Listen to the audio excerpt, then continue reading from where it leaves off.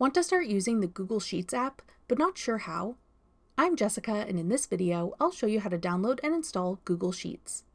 Note that this video will demonstrate on iPhone, but written instructions for both Android and iOS will be listed in the description box. Now let's get started. To download Google Sheets, first open the App Store. Go to the Search tab. Then type in Google Sheets in the search bar.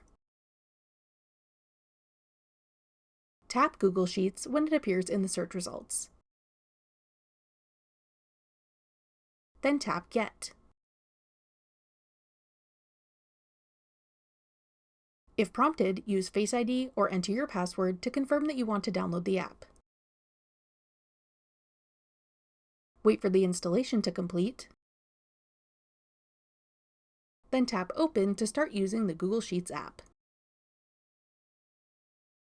That's all it takes to download Google Sheets.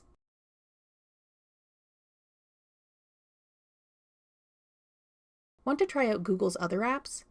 Check out our full playlist of Google tutorials. Click the playlist on your screen now to watch. Thanks for watching. If you found this video helpful, we'd love it if you'd hit the like button below and subscribe to our channel. We put out great new tech tutorials like this one every day.